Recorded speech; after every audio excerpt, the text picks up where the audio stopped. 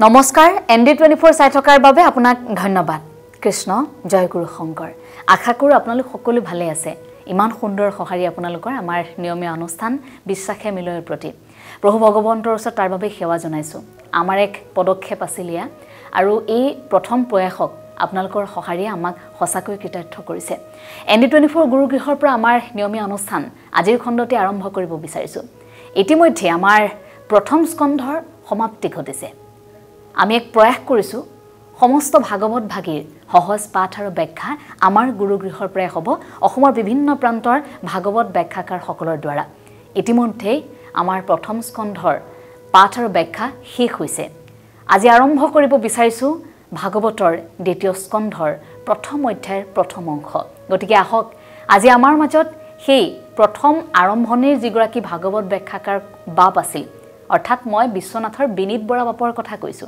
আপোনালোকে বহু কেইগৰাকীয়ে বাৰে বাৰে উল্লেখ কৰিছিল যে বিনীত বৰা বাপক আকৌ এবাৰ আমন্ত্ৰণ জনাব লাগে গতিকে আপোনালোকৰ কথা ৰাখি বিশ্বনাথৰ সেই বিশেষভাৱে সক্ষম আৰু পাৰদৰ্শী এগৰাকী ব্যক্তি মহাপুৰুষে আদৰ্শৰ জীৱনশৈলীত জীয়াই থকা সেই ব্যক্তিগৰাকীক আজি আমন্ত্ৰণ আমি জনাই আনিছো বিশ্বনাথ চাৰিআলিৰ পৰা তেখেত আজি আমাৰ মাজত উপস্থিত হৈছে বিনীত বৰা বাপ আছে আজি কিন্তু বিনীত বৰা বাপৰ হৈতে তেখেতৰ পিতৃ নাই তেওঁৰ মাতৃ আছে গতিকে আহক আজি বিশ্বনাথৰ বিনীত বৰা বাপৰ জৰিয়তে আমি ধৰ্ম কথা শুনো বিনীত বৰা বাপৰ জৰিয়তে ভাগৱত শাস্ত্ৰভাগীৰ দ্বিতীয় স্কন্ধৰ প্ৰথম অংশ আমি শুনো পাঠ আৰু ব্যাখ্যা লগত তেখেতৰ হৈতে আছে তেখেতৰ মাতৃ আমি দুয়োগৰাকী চৰণত সেৱা জনাই অনুষ্ঠানটি আৰম্ভ কৰিছো কৃষ্ণ জয় গুৰু শংকৰ সৰ্বগুণাকৰ যা কেৰি নাহি কেও পাম তোহাৰি চৰণক ৰেণু শতকোটি বাৰ এক কৰোহু প্ৰণাম পৰম ভক্তিভাজন আজি এই পবিত্ৰ পুৱা বেলাতে দূৰদৰ্শনৰ যোগেদি আত্মিকভাৱে সাক্ষাৎ হোৱা ভগৱন্তৰ একনিষ্ঠ সাধুৰূপী বাপ সমস্ত আই সমস্ত আমি আপোনাক সবাৰ শ্ৰীচৰণত আমাৰ শিৰ নত কৰি ভক্তি ভৰা শ্ৰদ্ধা আৰু সেৱা নিবেদন কৰিছোঁ আমি সকলোৱে ইতিমধ্যে অৱগত হৈছোঁ যে অসমৰ অন্যতম দূৰদৰ্শন কেন্দ্ৰ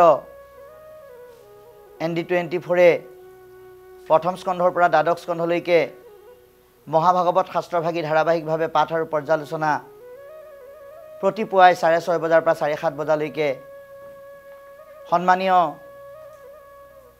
অন্যতম এক উজ্জ্বল নক্ষত্ৰ এঞ্জেলা চাংমাই আইগৰাকীৰ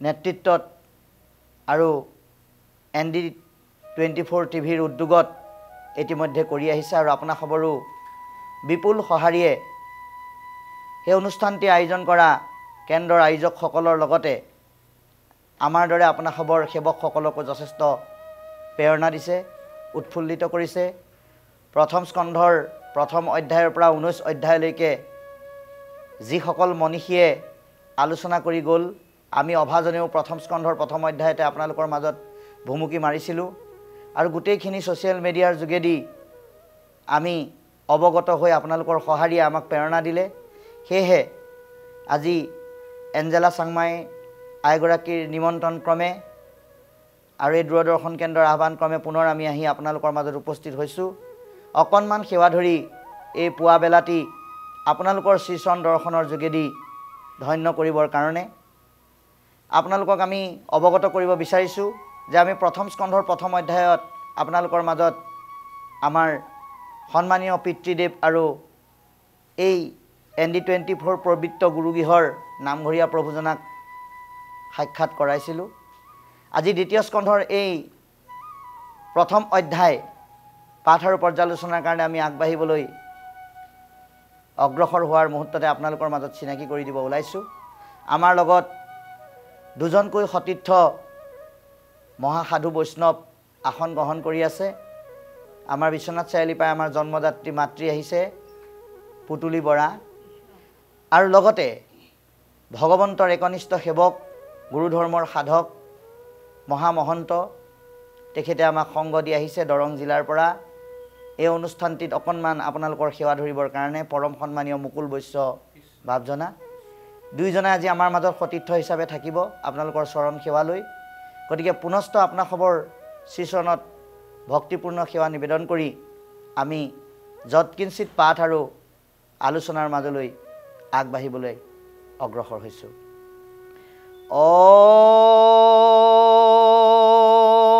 হৰি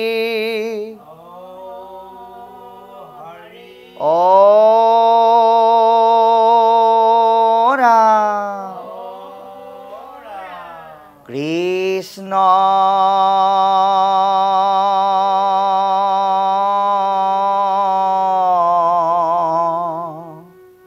শংকৰ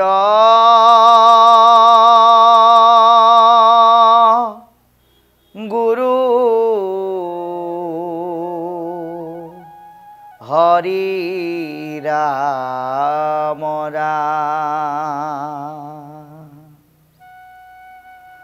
হৰি ৰাম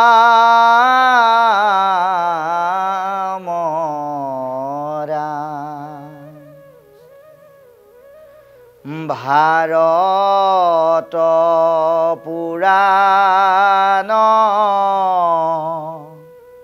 আদি যত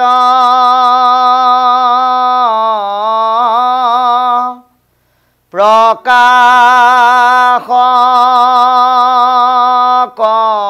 কৰয় নানা মত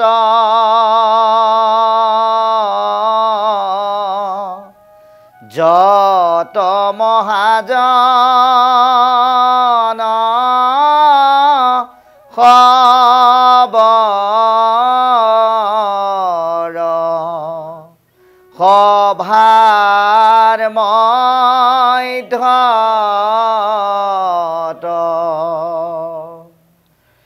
পৰম আনন্দ ৰসময়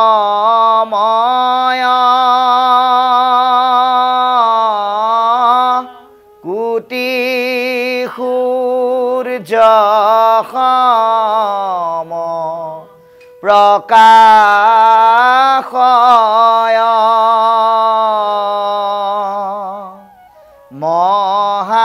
মহাভাগৱত নোহন্ত যাৱে বেকত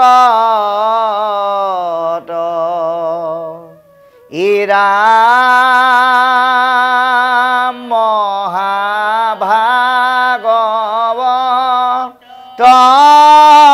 নোহন্ত যাৱে বেকত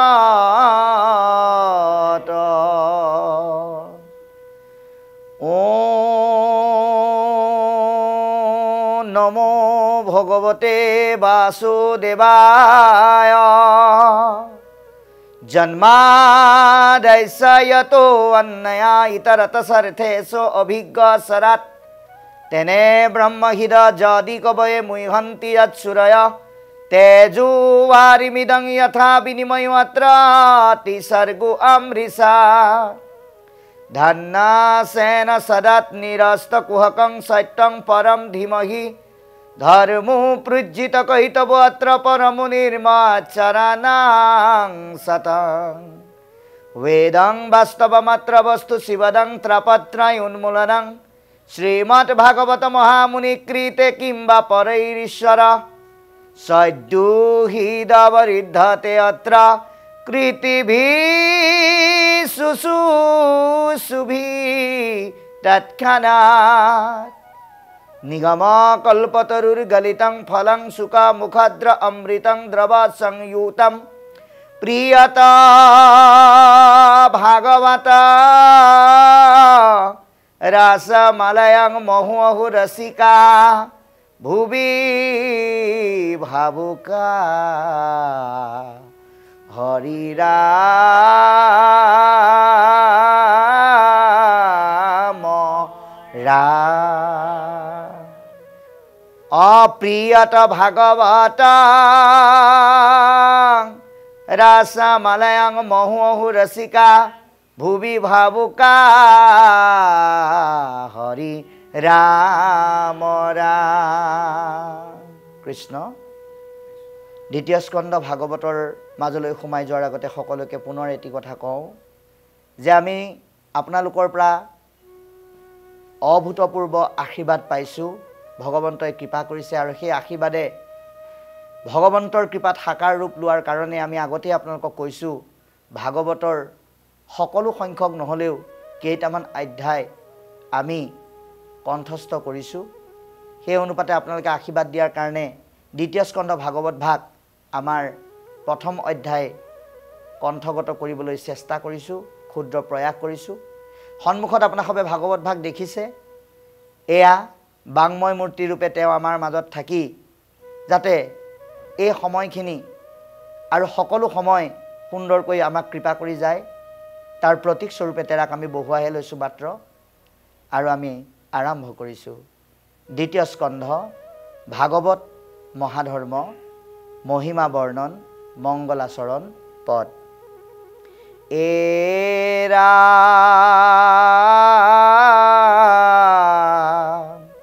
জয় জয় কৃষ্ণ যাৰ স্মৰণ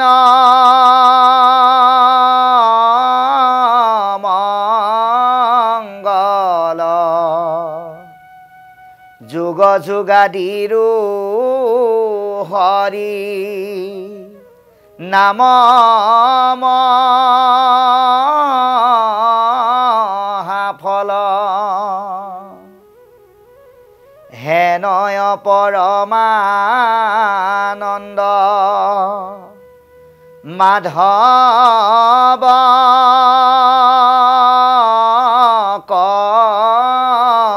নীতে সুমৰিও নৰ নিৰন্তৰে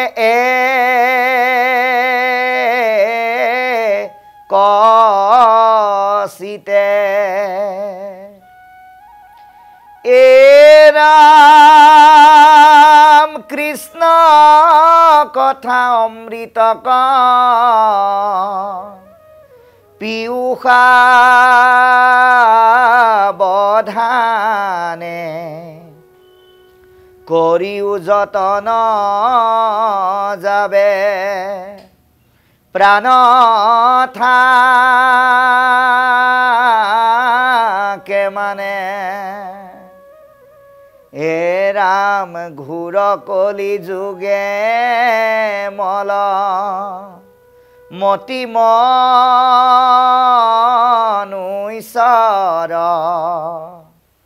নাহি আন ধৰ্ম হৰি কীৰ্তনত পৰ ৰাম শৰীৰত আছে কলিকৃত যত দুখ গুচুক প্ৰথমে কৰা হৰি হৰি ঘোষ কৃষ্ণৰ চৰণে কৰি আশেষ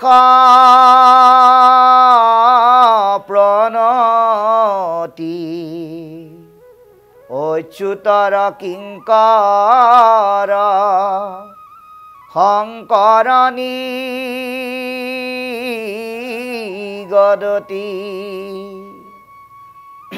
এয়া অকণমান আমি যদি আলোচনা কৰি নাযাওঁ তেতিয়াহ'লে এই পাঠৰ সফলতা আমি অৰ্জন কৰিব নোৱাৰিম। সেয়েহে আমি অকণমান একেলগে আলোচনা ৰস পান কৰোঁ আহকচোন বাপাই সমস্ত। যে ইয়াত মহাপুৰুষ শ্ৰীমন্ত শংকৰদেৱ গুৰুজনাই এই অধ্যায়টি আমাৰ কাৰণে সৰলকৈ বিশ্লেষণ কৰি দিছে।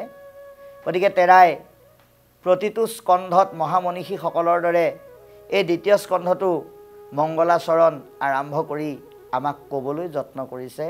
ইয়াৰ মাধ্যমেৰে যে জয় জয় কৃষ্ণ যাৰ স্মৰণ মংগল, যে ভগৱন্ত কৃষ্ণৰ জয় ঘোষণা কৰিছে আৰু তেৰাই নিজে স্মৰণ কৰি আমাক পৰম পুৰুষ ভগৱন্তক স্মৰণ কৰিবলৈ আহ্বান জনাইছে।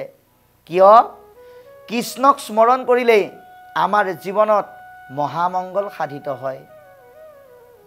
দুখ বিষাদ আনন্দবিহীন কদৰ্যময় সংসাৰৰ যি ভয়ানক কলুষিত পথ, এই পথকেই আমি অমংগলযুক্ত পথ বুলি কওঁ।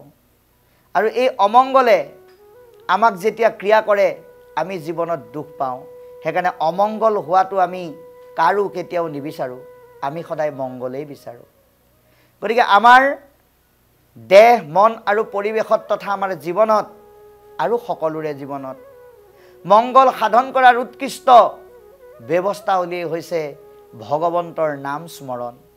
সেইকাৰণে কৈছে ঈশ্বৰৰ নাম স্মৰণ কৰা আৰু মহামংগল সাধিত পৰিৱেশ আপোনা আপুনি লাভ কৰিব পাৰিবা। এই কৃষ্ণ নামৰ স্মৰণৰ মহিমা ইমানেই অপাৰ, আমাক ইতিমধ্যে পদে কৈ গ'ল, জাগ যোগা দিৰু হৰি নাম মহাফল, যে তপ জপ যোগ যজ্ঞ স্নান দান আদি কৰ্মৰ দ্বাৰা যিবিলাক আমি প্ৰাপ্ত কৰোঁ সেইসমূহক ফল বুলি কৈছে। কিন্তু নামৰ যোগেদি আমি যিটো পাওঁ তাক মহাফল বুলি কৈছে। মহাফল বুলি কিয় কৈছে?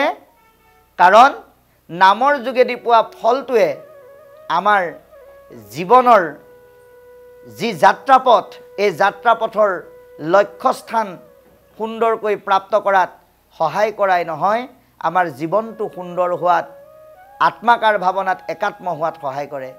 সেইকাৰণেই এই নামৰ যোগেদি পোৱা ফলটোক মহাফল বুলি আৰম্ভণিতেই গুৰুজনাই ক'বলৈ যত্ন কৰিছে। কিন্তু তাৰ কাৰণে আপুনি আমি এটা কাম কৰিব লাগিব। আমাক আজি আহ্বান কৰিলে গুৰুজনাই যে হেনয় পৰমানন্দ মাধৱক নিতে। ভগৱন্ত হৈছে আমাৰ জাগতিক জীৱনৰ, পাৰ্থিৱ সংসাৰৰ আৰু এই সময়ৰ গতিৰ এক শ্ৰেষ্ঠ শক্তি। আৰু সেইকাৰণে তেৰাক পৰম শক্তি বুলি অভিহিত কৰা হৈছে। গতিকে এই পৰম শক্তিৰ কৃপা প্ৰাপ্ত কৰিবলৈ হ'লে আপুনি আমি কৰিবলগীয়া দায়িত্ব আৰু কৰ্তব্যও আমাক সোঁৱৰাই দিলে যে এদিন ঈশ্বৰৰ নাম ল'লেই নহ'ব। কোনোবাই অনুষ্ঠান এটাত মাতিলে তাত গৈ নাম গালোঁ, ভাগৱত পাঠ কৰিলোঁ, শুনিলোঁ, নহ'ব। যেনেকৈ উশাহ নিশাহ অবিহনে আমাৰ জীৱন অচল, এই ঈশ্বৰৰ নামটো আমি তেনেধৰণে আমাৰ জীৱনত আমি ব্যৱহাৰ কৰিব লাগিব নিত্যভাৱে। এই দৰ্শনটো আমাক আজি আহ্বান কৰি জনাইছে নিত্যভাৱে ভগৱন্তৰ নাম স্মৰণ কৰা, ল'বলৈ অভ্যাস কৰা, আৰু তেতিয়াহে ভগৱন্তৰ কৃপা লাভ কৰিবা। হেনয় পৰমানন্দ মাধৱক নিতে সুমৰিও নিৰন্তৰে একচিতে বুলি কৈছে। কাক কৈছে? নৰসকলক কৈছে, জীৱশ্ৰেষ্ঠ মানৱসকলক কৈছে, যি ঈশ্বৰ ভক্তি কৰি আনন্দ পায়। কিয় কৈছে? কাৰণ এয়া অমৃত, কৃষ্ণ নামক অমৃত বুলি কৈছে, যাক পান কৰিলে আমি এই মৃত্যুমুখী পথৰ যাত্ৰী বৈষ্ণৱ ৰজা পৰীক্ষিতৰ দৰে আমি আমাৰ জীৱনৰ মৰণমুখী পথটোক তৰণযুক্ত পথলৈ পৰিণত কৰিব পাৰিম। সেইকাৰণে কৈছে কি বুলি, যে এই কৃষ্ণ নামৰ অমৃত আত্মিক চিন্তনেৰে, মুখেৰে কাণেৰে বা ভগৱন্তই কৃপা কৰি দিয়া ইন্দ্ৰিয়সমূহৰ দ্বাৰা এই ৰস আমাক পান কৰিবলৈ কৈছে অমৃত ৰূপে। অতি সাৱধানে পান কৰিবলৈ কৈছে। সাৱধান মানে আমি যাতে এই ৰস পান কৰাৰ সময়ত আমাৰ মনটো যাতে আঁতৰলৈ নাযায়। মুখেৰে কৈ আছে, কাণে শুনি আছে, মনে যাতে বেলেগ কথা ভাবি নাথাকে, এই সাৱধানতাটো আমাক অৱলম্বন কৰিবলৈ আহ্বান জনাইছে। কাক কৈছে? ঘূৰ কলি যুগে মলমতি মনুষ্যৰ। কলি যুগ অতি ভয়াৱহ যুগ, কলি যুগ অতি ভাল যুগ। ভয়াৱহ যুগ কলি যুগ কাৰ কাৰণে? অভকতৰ কাৰণে। ভাল যুগ কাৰ কাৰণে? সন্ত সাধু মহন্ত ভকতৰ কাৰণে। সেইকাৰণে কৈছে এই দুৰ্ঘোৰ কলিযুগৰ কলুষতাৰ পৰা নিজক ৰক্ষা কৰিবৰ কাৰণে তুমি সন্ত সাধু মহন্ত বৈষ্ণৱ হ'বলৈ যত্ন কৰা আৰু তাৰ কাৰণে মনৰ মলিনতা দূৰ কৰাৰ সুন্দৰ যি ব্যৱস্থা সেই ব্যৱস্থাক কাৰ্যলৈ পৰিণত কৰা। কাৰণ কলিযুগত আমাৰ মনবিলাক সাংসাৰিক চিন্তাৰ মলিনতাৰে আৱৰি থাকে, যেনে কাম ক্ৰোধ লোভ মোহ দম্ভ অহংকাৰযুক্ত ভাৱনাই আমাক ক্ৰিয়া কৰি থাকে। আৰু এই ক্ৰিয়াক আমি নৎসাত কৰাৰ একমাত্ৰ উপায় হ'ল ঈশ্বৰৰ নাম। সেইকাৰণে ক'লে নাহি আন ধৰ্ম হৰি কীৰ্তন তপৰ। ঈশ্বৰৰ নাম কীৰ্তন কৰাৰ বাহিৰে এই কলিৰ মলিনতা মষিমূৰ কৰাৰ আৰু বিকল্প ব্যৱস্থা নাই। কাৰণ এই যে কলিৰ মলিনতা দূৰ কৰিবৰ কাৰণে ভাগৱতে বাৰে বাৰে নৰসকলক আহ্বান কৰি আছে, কিয়?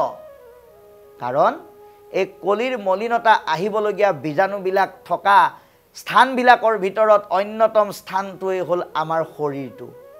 সেইকাৰণেই ক'লে শৰীৰত আছে কলিকৃত যত দোষ।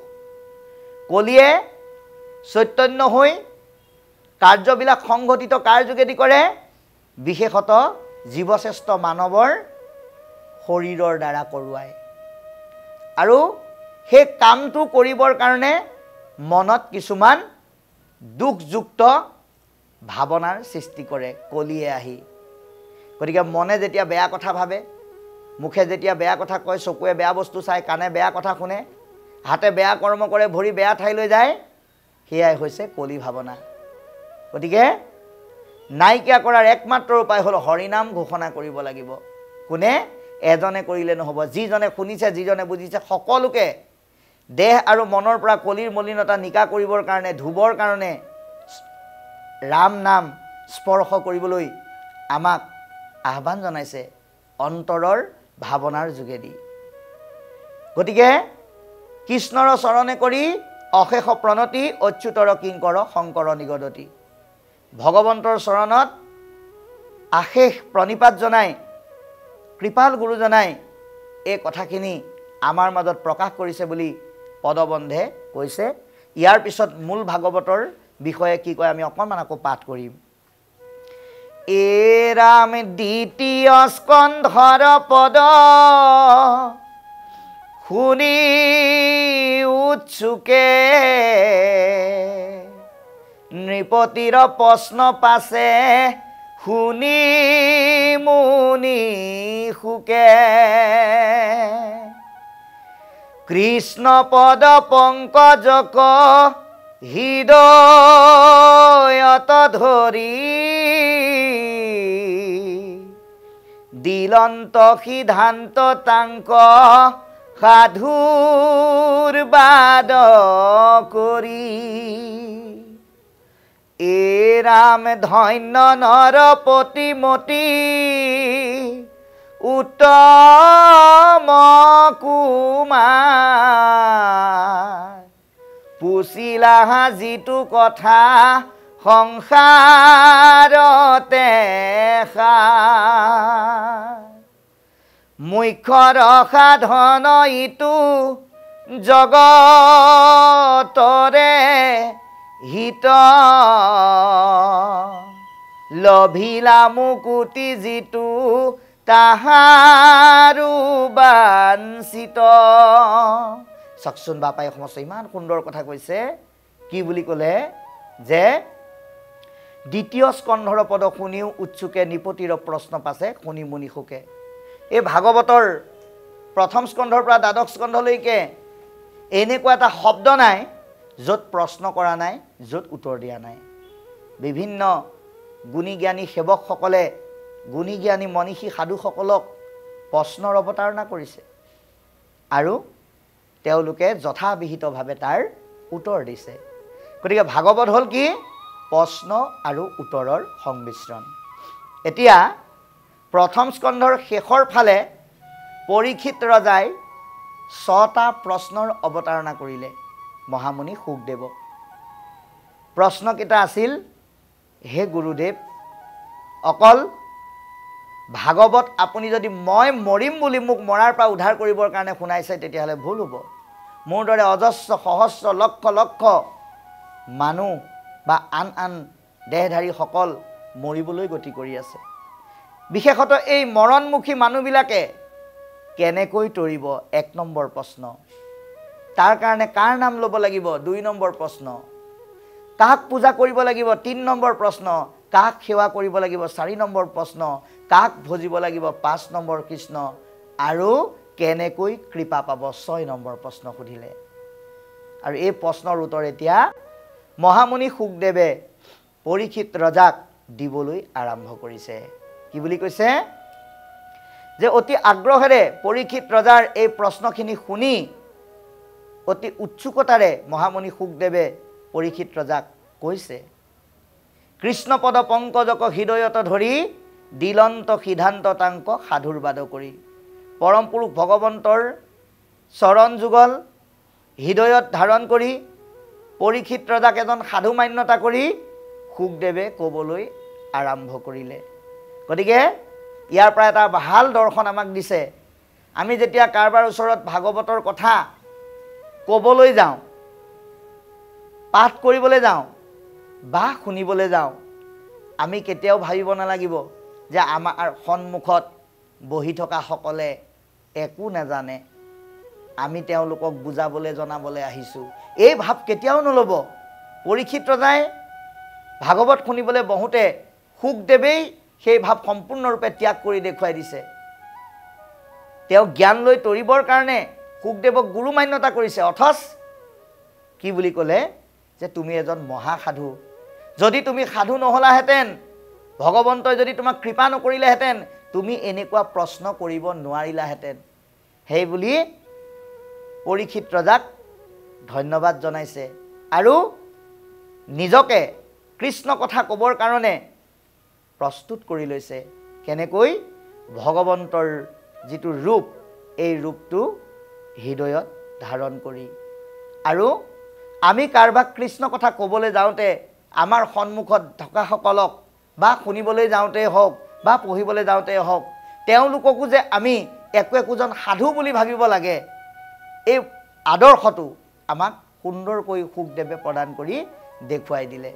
আৰু কি বুলি ক'লে যে ধন্য নৰপতিমতী উত্তম কুমাৰ পুচিলাহা যিটো কথা সংসাৰতে সাৰ। তুমি এজন উপযুক্ত উত্তম ৰাজকুমাৰ। কিয়? কাৰণ সাংসাৰিক লোকসকলৰ কাৰণে তুমি অতি দৰকাৰী প্ৰশ্নৰ অৱতাৰণা কৰিলা, অকল তোমাৰ কাৰণেই নহয়। গতিকে এনেধৰণৰ প্ৰশ্ন অৱতাৰণা কৰাৰ কাৰণে তুমি ধন্য। মুখ্যৰ সাধনইটো জগতৰ হিত। তুমি সোধা প্ৰশ্নৰ যোগেদি কিমান কৃপা হ'ব জানানে? সাধনা কৰি নোপোৱা মুখ্য প্ৰাপ্ত কৰিবলগীয়া জ্ঞান তোমাৰ মাজত লুকাই থকা প্ৰশ্নৰ উত্তৰতেই নৰসমাজে লাভ কৰিব পাৰিব। তুমি সোধা এই প্ৰশ্নৰ মাজত লুকাই থকা মহাজ্ঞানৰ যোগেদি মানুহে কি কৰিব পাৰিব? মুক্তিৰ পথো সুগম কেনেকৈ কৰিব পাৰি সেই দৰ্শন লাভ কৰিব পাৰিব। সেইকাৰণে তুমি ধন্য। কিন্তু হে ৰজা, তোমাক মই এতিয়া ভাগৱতৰ কথা ক'ম, তুমিও শুনিবা, কিন্তু মনত ৰাখিবা ভাগৱতৰ কথা যাকে তাকে য'তে ত'তে নক'বা। এতিয়া কাক ক'ব লাগে সেইটো তুমি জনাৰ আগত কাক ক'ব নালাগে সেই কথাটো তোমাক মই সংক্ষেপতে কৈছোঁ, শুনা। এ ৰাম নাহি যাৰ জ্ঞান জাতি ধৰ্ম মাত্ৰ কৰে, নিতে বলি বিষ পঞ্চ যজ্ঞ কয়াচৰে, তাহাৰ শ্ৰুতব্য কথা আছে অসংখ্যাত, হৰি বিমুখৰ হুৱে ব্যৰ্থে আয়ু পাত, দিন ভৈলে ধন কুটুম্বৰ চিন্তা কৰে, নিদ্ৰা স্ত্ৰী আলাপনেৰা ত্ৰিৰু আয়ু হৰে, মিছা বিষয়ত মাত্ৰ কৰে অভিলাষ, সিহেতু নেদেখে নৰে আপোন বিনাশ। এতিয়া কাৰ আগত ক'ব নালাগে এই কথাটো আমাক আজি স্পষ্টভাৱে বুজাই দিলে পৰীক্ষিত ৰজাক কোৱাৰ যোগেদি যে নাহি যাৰ জ্ঞান জাতি ধৰ্ম মাত্ৰ কৰে, যি জ্ঞান নাইকিয়া, অৰ্থাৎ জ্ঞান নাইকিয়া শব্দটোৱে ইয়াত অজ্ঞানী বা মূৰ্খজনক বুজোৱা নাই, যি জ্ঞান থাকিও সম্পূৰ্ণ লুপ্ত কৰিলে, অৰ্থাৎ যি জ্ঞান আছে কিন্তু জ্ঞানক সম্পূৰ্ণৰূপে লাভ কৰিবৰ কাৰণে ইচ্ছা প্ৰকাশ নকৰিলে, সম্পূৰ্ণও নুবুজিলে, আধা বুজা হৈ থাকিল আৰু তাকেই বেদৰ বাণী বুলি লোক সমাজত ধৰ্মৰ পথ বুলি প্ৰচাৰ কৰিবলৈ চেষ্টা কৰিছে। যে নাহি যাৰ জ্ঞানত জাতি ধৰ্ম মাত্ৰ কৰে, সেইসকলে কি কৰে, ধৰ্মক সংকীৰ্ণভাৱে প্ৰয়োগ কৰে, প্ৰয়োগ কৰিবৰ কাৰণে মানুহক বুজনি দিয়ে। জাতি ধৰ্ম কি বুলি কয়, বোলে ভাগৱত আমুকে পঢ়িব নোৱাৰে, আমুকে পঢ়িব পাৰিব, এনেকুৱা ধৰণৰ উদাহৰণেৰে সংকীৰ্ণ মনোভাৱেৰে মানুহৰ মাজত বুজাই দিয়ে। উচ্চ নিচ জাতি ধৰ্ম বৰ্ণৰ বিভিন্ন কথাৰে মানুহক বিভ্ৰান্ত কৰে। তেওঁলোকৰ আগত ভাগৱতৰ কথা নক'বা। কিয় নক'বা? তেওঁলোকে জানিবলৈ ইচ্ছা নকৰে, যিকণ জানিলে অল্প কথাকে বিস্তৰ কৰি মানুহৰ মাজত ভুল কৰি প্ৰকাশ কৰিবলৈ যত্ন কৰিছে। গতিকে তেওঁলোকক এই কথাখিনি নক'বা। আৰু কি বুলি কৈছে, নিতে বলি বিশ্ব পঞ্চ যজ্ঞ আচৰে। এতিয়া আপোনালোকে এটা কথা প্ৰত্যেকে চাব যে এই যিটো অন্য ধৰণৰ দেৱ দেৱতাক পূজা সেৱা কৰাৰ নামত বলি বিধান দিয়াৰ যিটো ব্যৱস্থা, এই ব্যৱস্থাটো নৰসমাজত আজিও প্ৰচলিত হৈ আছে। কিন্তু আমাৰ ভাৰতবৰ্ষখন যিহেতুকে এখন ধৰ্ম নিৰপেক্ষ দেশ, আমি কেৱল আপোনাসৱৰ চৰণত মিনতি ধৰি ভাগৱতে কোৱা কথাটোহে ক'বলৈ যত্ন কৰিছোঁ, ইয়াৰ কাৰণে যাতে কোনো বাপ আই সমস্তই অন্তৰ আত্মাত কষ্ট নাপায়। ইয়াত ক'ব বিচাৰিছে যে কোনো জীৱ জন্তুক হত্যা কৰি হিংসা কৰি পূজা কৰা আৰু আমাৰ জিভা তৃপ্তি কৰাৰ অধিকাৰ আমাৰ নাই। কাৰণ আমি কাৰ সন্তান? আমাৰ পৰম পিতা ভগৱন্ত। ভগৱন্তক পিতৃ বুলি ভবা আৰু কোৱাৰ অধিকাৰটো কেৱল নৰকেই দিয়া নাই, অকল মানুহকেই দিয়া নাই, সমস্ত জীৱ তেওঁ সৃষ্টি কৰিছে। উৰণ বুৰণ গজন ভ্ৰমণ সমস্ত জীৱ তেওঁ সৃষ্টি কৰিছে। গতিকে মানুহে অন্য জীৱকো নিজৰ ভাই ককাই বুলি ভাবিব লাগিব। আৰু যদি সেইটো ভাবিব পাৰে, নিজৰ ভাই ককাইক কাটি জিভা তৃপ্তি কৰা আৰু অন্য ধৰণৰ ঈশ্বৰ বিমুখী পূজা সেৱাত লগোৱা, সেই কৰ্ম কৰাটো উচিত নহয়। এয়া ভাগৱতে সিদ্ধান্ত দিছে। কাৰণ আমি কিহৰ কাৰণে সেইসমূহ কৰিছোঁ? বিভিন্ন দেৱ দেৱতাক সন্তুষ্ট কৰিবৰ কাৰণে, বিশেষকৈ দেৱীক সন্তুষ্ট কৰিবৰ কাৰণে। মাতৃ বুলি যাক পূজা কৰা যায়, সেই মাতৃ ইমান নিষ্ঠুৰ নহয় যে সন্তানৰ দেহৰ ৰক্তেৰে বলিয়ান হৈ তেওঁ শান্তি পাব। এইটো হৈছে বেদৰ আগম নীতিক বুজি নিগম নীতিক অনুধাৱন নকৰাৰ কাৰণে আমাৰ মাজত সৃষ্টি হোৱা কিছু ভ্ৰান্ত ধাৰণা বুলি ভাগৱতে ক'বলৈ যত্ন কৰিছে। গতিকে আমি এই ভগৱন্তৰ ভক্তিযুক্ত শুদ্ধ সত্য চিন্তনক আমাৰ জীৱনৰ শ্ৰেষ্ঠ পথ বুলি বুজাসকলে, জনাসকলে, কোৱাসকলে আৰু ভবাসকলে তেনেকুৱা কৰ্ম কৰা আৰু উদগনি যোৱাত আমাৰ বা উদগনি দিয়াত আমাৰ কোনো প্ৰয়োজন নাথাকে। এয়া ভাগৱতে সিদ্ধান্ত দিছে। আমি কোনো ধৰণৰ জীৱ জন্তু বলি দিব নালাগে। তাৰ বিপৰীতে আমি কি বলি দিব লাগে? আমি আজিৰ দৰে ভাগৱত বা অন্যান্য শাস্ত্ৰৰ ৰস নিগৰিত হৈ থকা সাধুৰ সমাজত আমি কেইটামান বস্তু মাত্ৰ বলি দিব লাগে। কি কি? কাম, ক্ৰোধ, লোভ, মোহ, দম্ভ, অহংকাৰ। এই 6টা বস্তুহে আমি ভগৱন্তৰ ওচৰত সৎসংগত সমৰ্পণ কৰিব লাগে। সেয়াহে শ্ৰেষ্ঠ বলি। কিন্তু সেই কথা নবুজা আৰু নজনাসকলে তাকে ভুলকৈ প্ৰয়োগ কৰে। সেইকাৰণে ভাগৱতেই সিদ্ধান্ত দিছে প্ৰথম স্কন্ধতে, আপোনালোকে ইতিমধ্যে পাই আহিছে, যে ইয়াক সম্পূৰ্ণৰূপে নিৰ্মূল কৰিব কোনো কাৰণত নোৱাৰে। কোনোবা নহয় কোনোবা ব্যক্তিয়ে সেয়া কৰিয়েই থাকিব। কিন্তু গুৰুদেৱ নাম ভকত ধৰ্ম অৰ্থ কাম মোক্ষ সত্য শৌচ ক্ষমা দয়া জ্ঞান বিজ্ঞান তদং ৰহস্যক উপলব্ধি কৰিবৰ কাৰণে যত্ন কৰা সকলে যাতে সেই সমূহত লিপ্ত নহয় বা লিপ্ত হ'বৰ কাৰণে কাকো উদগনি নোযোগায় আৰু সেই ভগৱন্তৰ ভক্তিত একাত্ম হৈ থকা সকলে তেনেধৰণৰ ঈশ্বৰ বিমুখী কৰ্ম জানি বুজি কৰি থকা সকলৰ মাজত যাতে ভাগৱত ভক্তি প্ৰচাৰ কৰি বুজিবলৈ ইচ্ছা নকৰা সকলক যাতে জোৰ কৰি বুজাবলৈ যত্ন নকৰে তাৰ কাৰণে পৰীক্ষিত ৰজাক সুখদেৱে কোৱাৰ যোগেদি আমাক কৈছে। গতিকে পঞ্চযজ্ঞৰ কথা ক'লে আমি পৃথিৱীলৈ অহাৰ লগে লগে আমি ঋণগ্ৰস্ত হৈ আহিছোঁ। পিতৃভূত পতিদেৱ ঋষি সুহৃদৰ উপজিলে আসম্বাৰৰ ঋণী হুৱেনৰ। পিতৃভূত পতি ঋষি সুহৃদ এইসকলৰ আমি ঋণগ্ৰস্ত, কিন্তু ঋণগ্ৰস্ত হ'লেও সেই ঋণ মাৰিবৰ কাৰণে আমাক এটা ব্যৱস্থা দিছে শাস্ত্ৰই। কি দিলে যে কায় বাক্য মনে ভগৱন্তৰ চৰণত যদি আমি আশ্ৰয় লওঁ তেতিয়াহ'লে আমি ঋণমুক্ত হৈ যাওঁ আৰু ঈশ্বৰত আশ্ৰয় গ্ৰহণ কৰাজনৰ দায়িত্ব ঈশ্বৰে নিজে লয়। সেইকাৰণে আমি এই যিটো ব্যৱস্থা ইয়াত দিলে পঞ্চযজ্ঞৰ অতীতৰ যুগৰ যিটো ব্যৱস্থা তেতা যুগৰ যিটো ব্যৱস্থা সেই ব্যৱস্থাটো আমি এতিয়া কৰিব নালাগে, কিন্তু আমিও পঞ্চযজ্ঞ কৰিব লাগে।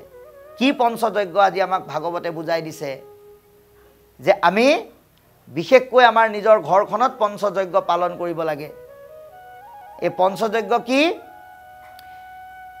ব্ৰহ্মযজ্ঞ, দেৱযজ্ঞ, জ্ঞানযজ্ঞ, নিযজ্ঞ আৰু ভূতযজ্ঞ। এই পাঁচটা যজ্ঞ আমাৰ প্ৰত্যেকখন গৃহস্থৰ ঘৰত থাকিব লাগে। ব্ৰহ্মযজ্ঞ, আপুনি ৰাতি শুইছে, বিছনাখন পাৰি থোৱা আছে বুলি আপুনি পটককৈ শুই নাযাব। যাৰ কৃপাত আপুনি আজি এই শুবৰ কাৰণে নিদ্ৰা দেৱীৰ কোলাত আশ্ৰয় ল'বৰ কাৰণে সুবিধা পাইছে তেওঁক এবাৰ স্মৰণ কৰি শুৱক। ৰাতিপুৱা শুই উঠিছে, কোনোবাই বাহিৰৰ পৰা মাতিলে বুলিয়েই ঘপককৈ উঠি পেলাই জাপ মাৰি নামি নাযাব। যাৰ কৃপাত আপুনি সাৰ পাই উঠিছে সেইজনক স্মৰণ কৰি আৰম্ভ কৰক দিনটো, কাৰণ ভগৱন্তই কৃপা নকৰিলে শয়ন পাতিতেই জীৱন ত্যাগ কৰাৰ উদাহৰণ বহুত আছে।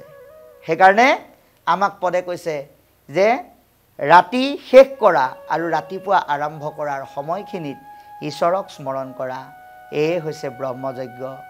দেৱযজ্ঞ, আমাৰ প্ৰত্যেকেই ঈশ্বৰক ভাল পোৱা সকলে, গুৰুক ভাল পোৱা সকলে, ভকতক ভাল পোৱা সকলে দৈনন্দিন জীৱনত কৰ্মসূচীলৈ আগবাঢ়িবলৈ যাওঁতে, খাদ্য গ্ৰহণ কৰিবলৈ যাওঁতে সেই কৰ্মৰ আগত যাতে আত্মাৰ খাদ্যটো খুৱাই ল'ব পাৰে, অৰ্থাৎ আমি যাতে প্ৰত্যেকেই গুৰু সেৱা পৰিয়ালৰ প্ৰতিজন সদস্যই অকল দেউতাই কৰিছে বুলিয়ে মই নকৰিলেও হ'ব এই ভাৱনাটো নলৈ যাতে একো নাজানিলেও গুৰু গৃহত গৈ অন্তত নাজানোহো আবাহন নাজানোহো বিসৰ্জনৰ পৰাই আমি যাতে আৰম্ভ কৰি ভগৱন্তৰ কৃপাত সকলোখিনি যাতে আমি উপলব্ধি কৰিব পাৰোঁ, তাৰ কাৰণে আমি গুৰু সেৱা কাৰ্য প্ৰতিখন ঘৰতেই গঢ়ি তুলিব লাগিব। এয়াক কোৱা হৈছে দেৱযজ্ঞ। জ্ঞানযজ্ঞ, দৈনন্দিন ২-৪জন ভকত যেতিয়া ঘৰত গোট খায় অন্য কথা নাপাতি কৃষ্ণ কথা আলাপ কৰিব লাগে, আৰু পাৰিলে নিজৰ ঘৰত থকা যি গুৰুগৃহ তাত নাম বা শাস্ত্ৰৰ পাঠ অকণমান হ'লেও আমি নিজেও কৰিব লাগে। এয়া হ'ল জ্ঞানযজ্ঞ। নিযজ্ঞ, নিযজ্ঞ মানে হৈছে অতিথি শুশ্ৰূষা। আলহী অতিথিক পুৱা বেলাতে মান্যতা কৰিবলৈ কৈছে।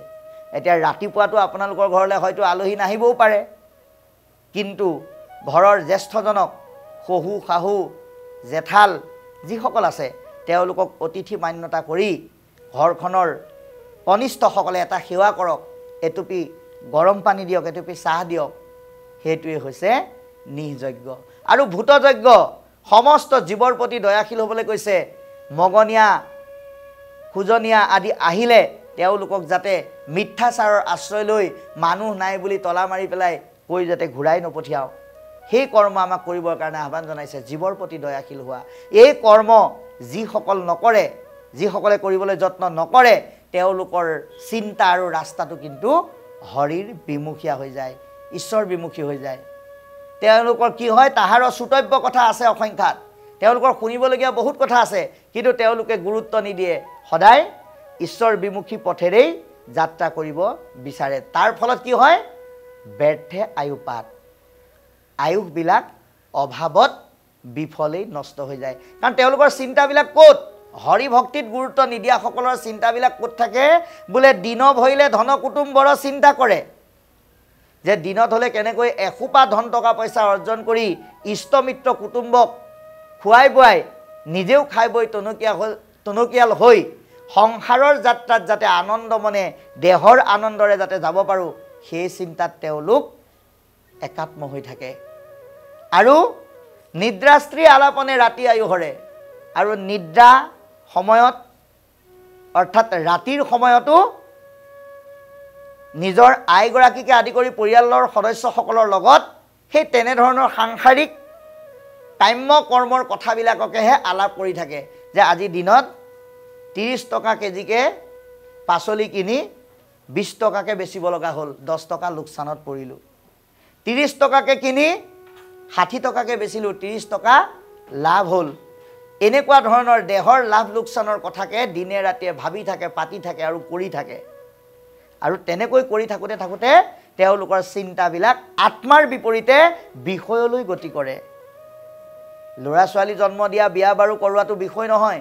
এই ঈশ্বৰক পাহৰি পেলাই যে এনেকৈ দেহমুখী চিন্তাৰ কথাবিলাক পাতি থকা যায়, ভাবি থকা যায়, কৰি থকা যায়, সেইটোৱে হৈছে বিষয়, আতৃপ্ত কামনা।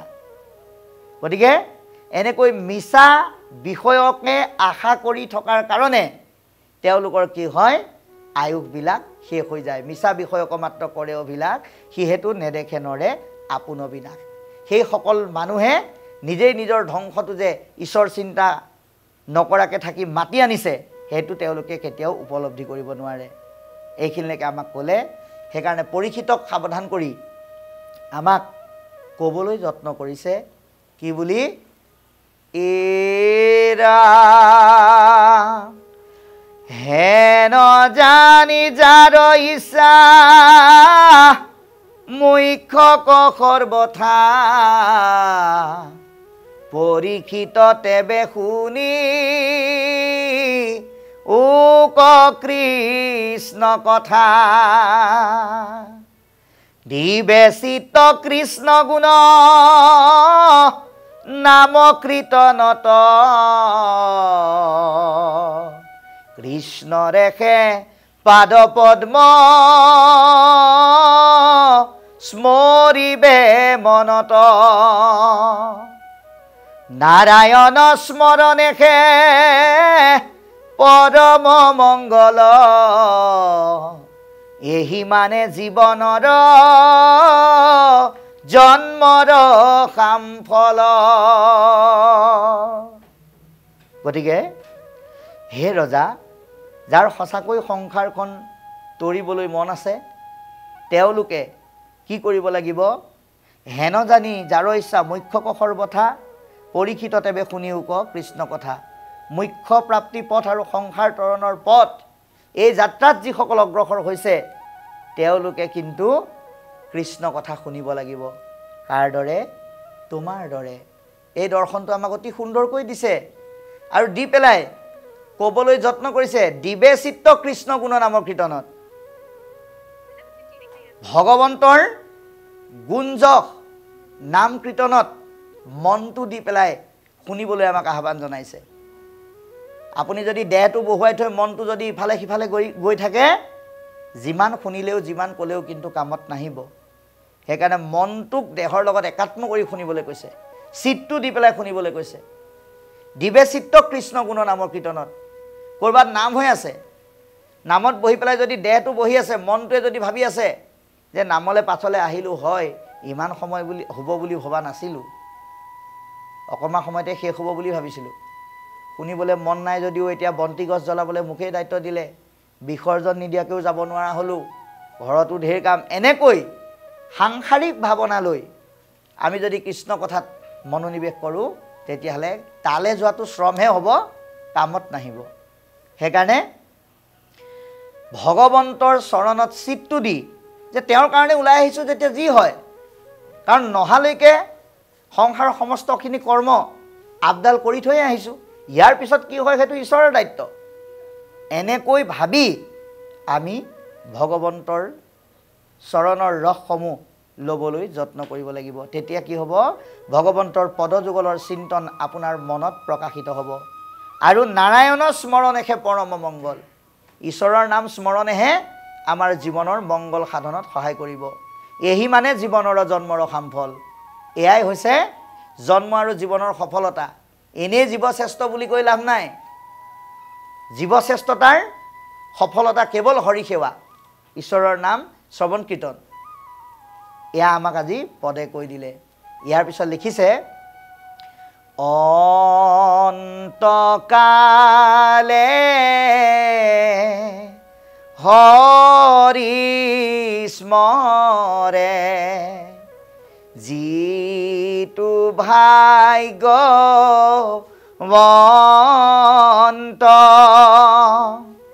তাহাৰ মহিমা কহি কোনে পাৱে অন্ত, যিটো ব্ৰহ্মময় দেখৈ জগত নিখিল, যত পাপ পুণ্য সমস্ততে নিবৰ্তিল,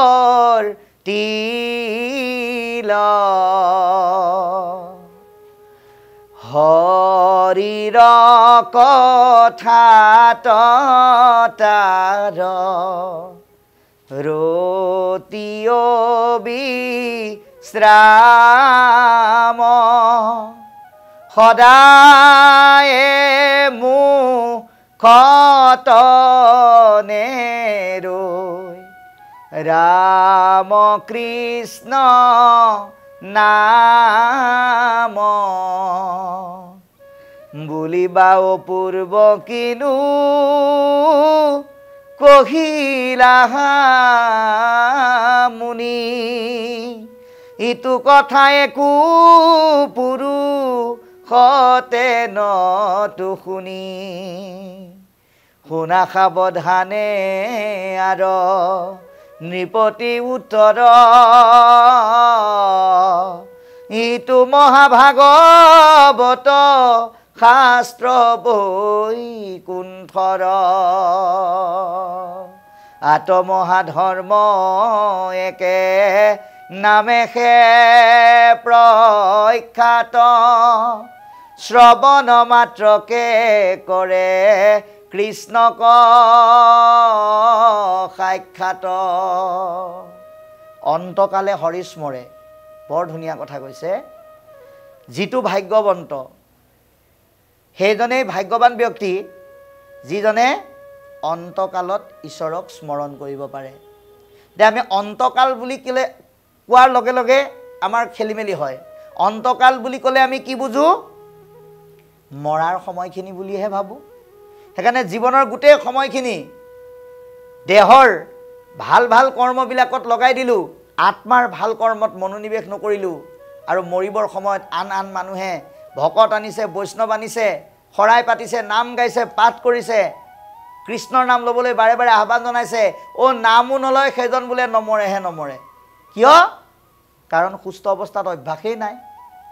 সেইকাৰণে অন্তকালটো আমাক বুজিবলৈ কৈছে যে জন্ম হোৱাৰ দিনৰ পৰা আমি গতি কৰি আছোঁ মৃত্যুলৈকে। এই গতি কৰি থকা পথখিনিত যেতিয়াই বুজিলোঁ ঈশ্বৰ শ্ৰেষ্ঠ বুলি, এই বুজাৰ পৰাই আমাৰ জীৱনত যি সময় গতি কৰি আছে সেয়াই হৈছে অন্তকাল। এই সময়খিনি সৎ ব্যৱহাৰ কৰি আমি যেতিয়া যাত্ৰা কৰিম, সেই যাত্ৰাৰ যোগেদি আমি ঈশ্বৰৰ নাম অনুশীলন কৰিবৰ কাৰণে যিটো ব্যৱস্থা কৰিম, এই ব্যৱস্থাই আমাৰ জীৱনৰ শেষ সময়খিনি সুগম কৰি তুলিব। যাৰ কাৰণে আপোনাক কোনো ভকত বৈষ্ণৱে নকলেও, শাস্ত্ৰগীতা দশম ৰত্নাৱলী ভাগৱত পাঠ নকৰিলেও আপুনি সেই সময়খিনিত ঈশ্বৰৰ নাম মাতটো বন্ধ হৈ গ'লেও ল'ব পাৰিব স্মৰণৰ যোগেদি। আৰু যিজনে এই উপলব্ধি কৰি সেই কৃপা লাভ কৰে সেইজনৰ সমান ভাগ্যৱান নাই। সেইকাৰণে শেষ সময়টোৱে অন্তকাল নহয়, গোটেই জীৱনটোৱেই অন্তকাল। মৰিবলৈ গৈ থকা সময়খিনিক বুজাইছে। গতিকে ইয়াক উপলব্ধি কৰি আমি যাতে ঈশ্বৰৰ নাম লোৱাৰ অভ্যাসৰ পৰা যাতে বিৰত হৈ নাথাকোঁ, তাৰ কাৰণে পদে কৈছে।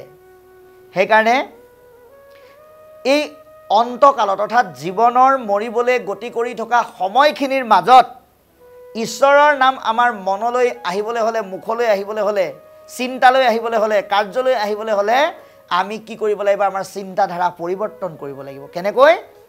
আমি যে ভাবি থাকোঁ এইজন আপোন, এইজন পৰ, এইজন মোৰ, এইজন লোকৰ, নিজৰ, এইবিলাক ভাৱনা উচ্চ নিজ এয়া ত্যাগ কৰিব লাগিব।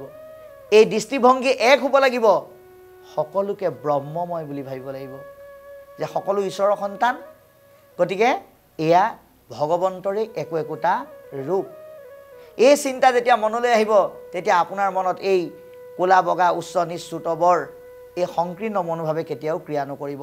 আপোনাৰ ভাৱনা আত্মাকাৰ হৈ যাব আৰু গোটেই জগতখনক যি ঈশ্বৰময় ব্ৰহ্মময় ভাৱনাৰে চাবলৈ যত্ন কৰে তেওঁ পাপ পুণ্যহীন হৈ এই সংসাৰৰ পৰা বিদায় লয়। আপুনি এটা কথা মনত ৰাখিব, পাপ লৈ গ'লেও সংসাৰলৈ আহিব লাগিব, পুণ্য লৈ গ'লেও আহিব লাগিব। গতিকে পাপ পুণ্য এই দুইটা বস্তু আমি ইয়াতে থৈ যাব লাগিব আৰু থৈ যোৱাৰ উপায় হ'ল ব্ৰহ্মময় ভাৱনা, সকলোকে ঈশ্বৰময় দেখা। তেতিয়া কি হয় যে যিটো ব্ৰহ্মময় দেখে জগত নিখিল, গোটেই জগতখনক যি ব্ৰহ্মময় দেখে তেওঁ পাপ পুণ্য সমস্তখিনি ইয়াতে বিসৰ্জন দি ভগৱন্তৰ স্থানলৈ গতি কৰিব পাৰে। আৰু হৰিৰ কথাটো তাৰ ৰতিও বিশ্ৰাম। যিজনে কাকো ভিন্ন নেদেখে, ভিন্নভাৱে মান্যতা নকৰে, যি সকলোকে হৰিৰ শৰীৰ বুলি ভাবে, হৰিৰ একোটা অংগ বুলি ভাবে, তেওঁ হৰিভাৱত একাত্ম হৈ যায়। অবিৰাম গতিত হৰিত নিজৰ চিন্তন একাত্ম কৰে। আৰু সেইজনক নাম ল'বলৈ কোনোবাই ক'ব নালাগে। তেওঁ যলৈকে নাযাওক, যিয়ে নকৰক, মনৰ পৰা মুখৰ পৰা কেতিয়াও ঈশ্বৰৰ নাম নেৰে, সদায় নেৰে বুলি কৈছে। এতিয়া পৰীক্ষিত ৰজাই ইয়াতে এটা প্ৰশ্ন কৰিলে, বুলিবা অপূৰ্ব কিনো কহিলাহা মুনি, ইটো কথা একো পুৰুষতে নতো শুনি। যে হে গুৰুদেৱ, আপুনি ইমান সুন্দৰ অপূৰ্ব কথা ক'লে, এই কথাখিনি আমাকতো আগতে কোনেও কোৱা নাছিল, কাৰো মুখত শুনা নাই। কাৰণটো কি? তেওঁলোকে নাজানি নক'লে নে নকওঁ বুলি নক'লে? আমাক বুজাই দিয়ক। শুনা সাৱধানে আৰু নিপতি উত্তৰ। লগে লগে কৈছে শুকদেৱে, হে ৰাজন, ইয়াৰ উত্তৰটো কওঁ শুনা। ইটো মহাভাগৱত শাস্ত্ৰ বৈকুণ্ঠৰ, এয়া বৈকুণ্ঠৰ শাস্ত্ৰ, ভগৱন্তৰ মুখৰ বাণী, এয়া মহাভাগৱত, এয়া এলাপেচা জ্ঞান নহয়। গতিকে তেওঁলোকে জানিলেও খাটাং সিদ্ধান্ত দি তেওঁলোকে তোমালোকক ক'ব নোৱাৰে, সেইকাৰণেই নক'লে। কিন্তু মনত ৰাখিবা, আত্মমহা ধৰ্ম একে নামেহে প্ৰখ্যাত। ইয়াত মাত্ৰ ধৰ্ম এটাই আছে, এইটোৱে হ'ল কৃষ্ণৰ নাম। শ্ৰৱণ মাত্ৰকে কৰে কৃষ্ণক সাক্ষাৎ, শুনিলেই বোলে কৃষ্ণক দেখা পায়। এতিয়া আপোনালোকৰ হয়তো প্ৰশ্ন আহিব, ৰাতিপুৱা ঘৰত বহি অন্য কাম নকৰাকৈ টিভিটো লগাই লোৱাৰ লগে লগে দেখোন ভাগৱত শুনি কৃষ্ণ কথাই শুনিলোঁ, আকৌ দুপৰীয়া কাৰোবাৰ নিমন্ত্ৰণত গৈ পেলাই নাম পাঠত বহিবলৈ আছেই, গোটেই জীৱনটো এনেকৈ ভাগৱত দেখোন শুনিয়ে আছোঁ, ক'তা আজিলৈকে দেখোন কৃষ্ণক লগেই পোৱা নাই। ভগৱন্তই শংখ চক্ৰ গদা পদ্ম লৈ কাকো কেতিয়াও তেনেকৈ দেখা নিদিয়ে। গতিকে ভগৱন্তই কি ৰূপে দেখা দিয়ে? কলিযুগে ভকতেহে হৰি অৱতাৰ, ভকতৰ মাজত হৰি আছে। গতিকে ভকতক ভগৱন্ত বুলি ভবাৰ মাধ্যমেৰে প্ৰকাশিত হোৱা যিটো দৃষ্টিভংগী, যাক এই চৰ্মচক্ষুৰে উপলব্ধি কৰিব নোৱাৰে, অন্তদৃষ্টি লাগিব। অন্তদৃষ্টিৰে সকলোকে ঈশ্বৰময় ভাৱনাটো যেতিয়া আপোনাৰ মনলৈ আহিব, আপুনি কৃষ্ণক সাক্ষাৎ কৰিবৰ কাৰণে আৰু বেলেগৰ সহায় নালাগে, আপুনি নিজেই উপলব্ধি কৰিব। সেইটো আনক বুজাই কোনেও শেষ কৰিব নোৱাৰে। গতিকে এইখিনিলৈকে ক'লে, তাৰপিছত লিখিছে, ৰাম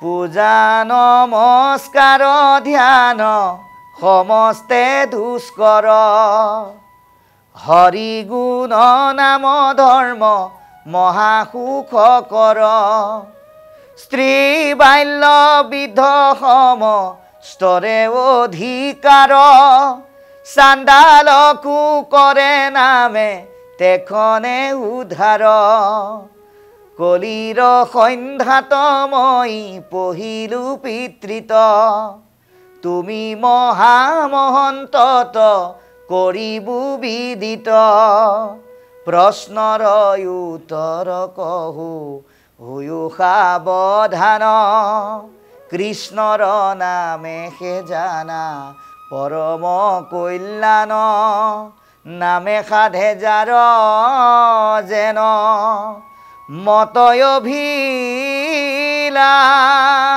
জীৱা মুখ্য চাহে বৈকুণ্ঠত দেন্ত বাস জ্ঞানৰো জানিবা হৰি নামে মুখ্য ফল নাহিকে নামত বিনে পৰম মংগল এ চাৰি বেদৰ সাৰ এহিষে নিৰ্ণয় জানি পৰীক্ষিত তুমি তেজিও সংশয় কলিকালৰ লোকসকলৰ কাৰণে পুনৰ ভাগৱতে আহ্বান জনালে যে পূজা নমস্কাৰ ধ্যান সমস্তে দুষ্কৰ এই দুৰ্জয় কলিযুগত পূজা কৰা নমস্কাৰ কৰা ধ্যান কৰা আদি কৰ্মবিলাক ইমান সহজ নহয় এই 100 বছৰত সেই কৰ্ম কৰি কোনেও শেষ কৰিব নোৱাৰে গতিকে পূজা নমস্কাৰ ধ্যান এই দুষ্কৰ কৰ্মত মনোনিৱেশ কৰি সময়বিলাক অপচয় নকৰিবা হৰিগুণ নাম ধৰ্ম মহাসুখকৰ কিন্তু হৰিগুণ নাম ধৰ্মত এটা বস্তুই আছে মহাসুখ যেটো সাধুৰ যোগেদি পোৱা যায় গতিকে এই সাধুৰ যোগেদি নাম ধৰ্মৰ দ্বাৰা ভক্তিৰ দ্বাৰা প্ৰাপ্ত কৰিব লগা মহাসুখৰ যাত্ৰাটো কিন্তু অতি সহজ আৰু অতি সুগম সেইকাৰণে সেই যাত্ৰাৰ পথেৰে আমাক যাত্ৰা কৰিবলৈ আজি পদবন্ধে অতি সুন্দৰকৈ আহ্বান জনালে কাৰণ ইয়াত কোনো ভিন্নতা নাই ঈশ্বৰ বিমুখী অন্যান্য কৰ্মত ভিন্নতা আছে কিহৰ ভিন্নতা স্থানৰ ভিন্নতা আছে কালৰ ভিন্নতা আছে পাত্ৰৰ ভিন্নতা আছে কিন্তু ভক্তি ধৰ্মত সেইটো নাই ইয়াত ক'লে স্ত্ৰী বাল্য বৃদ্ধ সমস্তৰে অধিকাৰ যোনেই নকৰক স্ত্ৰী সকলেই কৰক বাল্যজনেই কৰক বৃদ্ধই কৰক বা যি বয়সৰ যোনেই নকৰক সকলোকে ভগৱন্তৰ নাম ল'বলৈ কৈছে এইটো অধিকাৰ বুলি কৈছে চাণ্ডালকো কৰে নামে তেখনে উদ্ধাৰ আপুনি আমি এই মলচকু দুটা থকাৰ কাৰণে মানুহক উচ্চ নিচ কোলা বগা চুটবৰ ভিন্নতা কৰিছোঁ জাতি ধৰ্মৰ চিন্তনেৰে মানুহৰ মনত আমি বিভ্ৰান্তকৰ ভাৱনাৰ সৃষ্টি কৰিছোঁ কিন্তু আজি পদে কৈছে যাক তুমি চাণ্ডাল বুলি ঘৃণা কৰিছা নামৰ যোগেদি কিন্তু সেইজনো উত্তম হৈ যায় নামত সেইবিলাক একো নাই কাৰণ নামত সকলো আত্মাবাদী সেইকাৰণে সকলোকেই নামে উদ্ধাৰ কৰে এটা উদাহৰণ দিলে চাণ্ডালৰ বিষয়বস্তুটোৰ যোগেদি অৰ্থাৎ চাণ্ডাল শব্দটোৰ যোগেদি আমাক উদাহৰণ দি দিলে যে নাম চিন্তন কৰা চিন্তাটো আত্মাবাদী চিন্তা তাত কোনো ধৰণৰ জাতি ধৰ্ম বৰ্ণৰ কথা নাথাকে সকলোৰে অধিকাৰ আছে গতিকে অতি সুন্দৰকৈ কৈ গ'ল আত্মমহা ধৰ্ম একে নামে সে প্ৰখ্যাত ইয়াত ভগৱন্তৰ নাম সুন্দৰকৈ খোদিত কৰি থোৱা আছে কৃষ্ণক সাক্ষাৎ কৰিব পৰা ব্যৱস্থা কৰি থোৱা আছে সেইকাৰণে কৈ গ'ল কলিৰ সন্ধ্যাত মই পঢ়িলোঁ পিতৃত যে মহামণি শুকদেৱে কৈছে যে কলি অহাৰ সন্ধিক্ষণত সন্ধ্যা মানে ইয়াত গধূলা সময়ক বুজোৱা নাই কলি অহাৰ সন্ধিক্ষণত মোৰ পিতৃ ব্যাসৰ যোগেদি মই এই কথাখিনি প্ৰাপ্ত কৰিলোঁ আৰু এইখিনি মই এতিয়া উপযুক্ত পাত্ৰত যদি থৈ নাযাওঁ যুগ যুগান্তৰলৈ কেতিয়াও বিয়পি নাথাকে আৰু সেই পাত্ৰটো আন কোনো নহয় তুমি সেইকাৰণে তুমি মহামহন্তক কৰিব বিদিত তোমাৰ দৰে এজন মহন্তক মই এই কথাখিনি বিদিত কৰিছোঁ প্ৰকাশিত কৰিছোঁ গতিকে এটা কথা মনত ৰাখিবা কৃষ্ণৰ নামৰ ৰস অতি অমিয়া মাধুৰীযুক্ত ৰস সেইকাৰণে তাক পান কৰিবলৈ হ'লে তুমি সাৱধান হোৱা প্ৰশ্নৰ উত্তৰ কওঁ হৈও সাৱধান আকৌ ক'লে প্ৰতি ক্ষেত্ৰতে কিন্তু তুমি সাৱধান হ'বা যাতে ইয়াৰ শব্দ ব্ৰহ্মৰ এই ৰস যাতে তুমি শুনি থকাৰ সময়ত যাতে তোমাৰ মনটো কেতিয়াও বিচলিত নহয় এই কথাটো কিন্তু বাৰে বাৰে মনত ৰাখিবা পৰীক্ষিত যাক মাধ্যম কৰি আমাক এই দৰ্শনটো দিবলৈ যত্ন কৰিছে গতিকে কৃষ্ণৰ নামেহে জানা পৰম কল্যাণ এতিয়া আমাৰ জীৱনৰ সৎ আৰু সুন্দৰ পথ দুটা ভাগত ভাগ কৰা হৈছে কল্যাণ আৰু পৰম কল্যাণ আমাক কোনোবা এজন ব্যক্তিয়ে বিপদৰ পৰা উদ্ধাৰ কৰিলে আমি কি ক'লোঁ যে আমি আমুক ব্যক্তিজনক লগ পাই বৰ ভাল পালোঁ বাপে আমাক বৰ কল্যাণ কৰিলে উদ্ধাৰ কৰিলে এইটো হ'ল কল্যাণ। কিন্তু এই সংসাৰৰূপী ভৱ সংসাৰৰ মায়াৰ বিপদত আমি যে পৰি গ'লোঁ, এইটো হ'ল আমাৰ পৰম আপদ। আৰু এই পৰম আপদৰ পৰা যিজনে উদ্ধাৰ কৰিব সেইজন হ'ল পৰম পুৰুষ ভগৱন্ত। আৰু এই উদ্ধাৰ কৰাৰ পথটো যে তেওঁ আমাক দেখুৱাই দিছে, সেইটো আমাৰ কাৰণে কিন্তু পৰম কল্যাণ। এই কথাটো বুজাইছে, যিটো কৃষ্ণৰ বাহিৰে পৰম কল্যাণ আনে কিন্তু কৰিব নোৱাৰে। গতিকে নামে সাধে যাৰ যেন মত অভিলাষ, নামে আমাৰ মনৰ কামনাবিলাক অভিলাষবিলাক পূৰাই দিয়ে। যদিহে সেই কামনা সৎ হয়, সেই কামনা যদি প্ৰিয় হয়, সেই কামনা যদি দূৰদৰ্শী হয়, সেই কামনা যদি সামাজিক হয়, সেই কামনা যদি বৈষ্ণৱযুক্ত হয়, নামে পূৰাই দিব। দেহৰ কাৰণে, ধনৰ কাৰণে, জনৰ কাৰণে আমি ঈশ্বৰৰ ওচৰত কামনা কৰিব নালাগে। কেৱল আমাৰ কামনা এটাই হ'ব লাগে যে হে প্ৰভু, তোমাৰ চৰণ সেৱা আৰু তোমাৰ ভকতৰ সংগত তোমাৰ নাম শুনিব পাৰোঁ, যাতে গাব পাৰোঁ, যাতে তৰি যাব পাৰোঁ। এই কামনা যি কৰিব, সেই কামনা ভগৱন্তই কিন্তু পূৰা কৰি দিয়ে। সেইটোকে কৈছে নামে সাধে যাৰ যেন মত অভিলাষ। নামৰ ৰসযুক্ত যি কামনাই ভগৱন্তৰ ওচৰত ভকতে নকৰক, ভগৱন্তই পূৰা কৰিবই।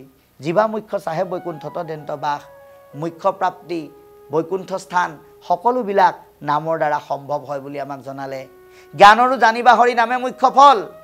আৰু কি বুলি ক'লে যে জ্ঞানো পূৰ্ণ সাধন হয় নামৰ দ্বাৰাহে। নামবিহীন জ্ঞান জীৱনৰ কেতিয়াও কল্যাণকামী পথ হ'ব নোৱাৰে। গতিকে ভক্তিৰ মাধ্যমেৰে মহাজ্ঞানক জীৱনৰ চিন্তনৰ এক আহিলা হিচাপে আপুনি যেতিয়া ব্যৱহাৰ কৰিব, তেতিয়াহে ঈশ্বৰৰ কৃপা পাব। সেইকাৰণে বাৰে বাৰে কৈ গ'ল, নাহিকে নামত বিনে পৰম মংগল। নামৰ বাহিৰে পৰম মংগল সাধন কৰাৰ আৰু দ্বিতীয় ব্যৱস্থা নাই। চাৰিও বেদৰ সাৰ এহিহে নিৰ্ণয়। এয়া অকল ভাগৱতৰ সিদ্ধান্ত নহয়, চাৰিও বেদৰ মূল সিদ্ধান্ত। কি সিদ্ধান্ত? যে নাম ল'লে সংসাৰ তৰিব পাৰিবই। সেইকাৰণে পৰীক্ষিত ৰজা শুকদেৱে কৈছে, হে ৰজা, তৰিব নোৱাৰিম, হ'বনে নাই, এনেকুৱা শংকামূলক ভাৱনা তুমি সমূলাংশে ত্যাগ কৰি সংশয়মুক্ত হৈ ঈশ্বৰৰ নাম ল'বলৈ যত্ন কৰা, তেতিয়াহে কৃপা পাবা। জানি পৰীক্ষিত তুমি তেজিও সংশয়।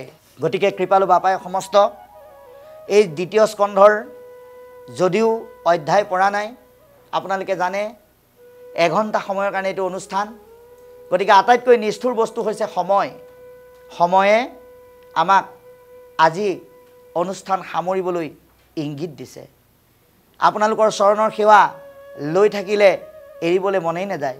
কিন্তু এই সময়ৰ আকুল আহ্বানত আমি আজিলৈ আপোনালোকৰ মাজৰ পৰা বিদায় লৈছোঁ। দ্বিতীয় স্কন্ধৰ এই এৰি যোৱা কথাখিনিৰ পৰৱৰ্তী অংশৰ পৰা পুনৰ কাইলৈ পুৱা একেটা সময়তে একে গুৰুগৃহৰ মাজৰ পৰাই একেখিনি ভকতক লগত লৈ পুনৰ কাইলৈ লগ পোৱাৰ প্ৰতিশ্ৰুতিৰে আজিলৈ আমি আপোনালোকৰ মাজত সেৱা নিবেদন কৰিছোঁ। অপৰাধ বিনাশন্ত জুনাম নাৰায়ণ, জানি নামে পখিলো শৰণ, আনগতি নাহিকে মৰণ, অপৰাধ ক্ষমা কৰি তুমি দয়াশীল হৰি, মোক ৰক্ষা কৰিও চৰণ, মোক ৰক্ষা কৰিও চৰণ, শ্ৰীমন্ত শংকৰ হৰি ভকতৰ জানাজন কল্পতৰু, তাহান্ত বিনাই নাই নাই নাই আমাৰ পৰম গুৰু, আমাৰ পৰম গুৰু। ও হৰি, ও ৰাম, কৃষ্ণ কৃষ্ণ কৃষ্ণ। যদিও এই ৰঙীন পৃথিৱীখন তেওঁ স্বচক্ষুৱে দেখা নাই, কিন্তু ভাগৱতৰ প্ৰতিটো শাৰী তেওঁৰ হৃদয়ত বাজি থাকে। ভাগৱতৰ প্ৰতিটো শব্দ তেওঁৰ মুখত এনেকৈ ব্যাখ্যা আগবঢ়ায়, এনে লাগিব যেন প্ৰতিটো শাৰীয়ে ব্যক্তিগৰাকী লিখি আছে। আচৰিত কথা, বিশেষভাৱে সক্ষম এই ব্যক্তিগৰাকী আমাৰ বাবে সেইবাবেই শ্ৰদ্ধাৰ। গতিকে ভাগৱত শাস্ত্ৰভাগীৰ ইমান অভিজ্ঞ, ইমান অধ্যয়নপুষ্ট ব্যক্তিগৰাকীৰ দ্বাৰা আজিৰ খণ্ডটিৰ পাঠ আৰু ব্যাখ্যা শুনি আমি ব্যক্তিগতভাৱে যথেষ্ট উপকৃত অনুভৱ কৰিছোঁ। আপোনালোকেও যদি সেই অনুভৱ কৰিছে আমাক জনাবচোন। আজিৰ খণ্ডটিৰ পৰা আমি বিদায় ল'ব লাগিব, যিটো সময় শেষ হৈ আহিছে। গতিকে আজিৰ প্ৰথম অংশৰ আমি গতিকে এই দ্বিতীয় স্কন্ধৰ প্ৰথম অধ্যায়ৰ পৰা আমি বিদায় ল'ব বিচাৰিছোঁ। আজিৰ সময় শেষ হৈ আহিছে। বিশ্বাসে মিলয় হৰি চাই থাকিব। ধন্যবাদ।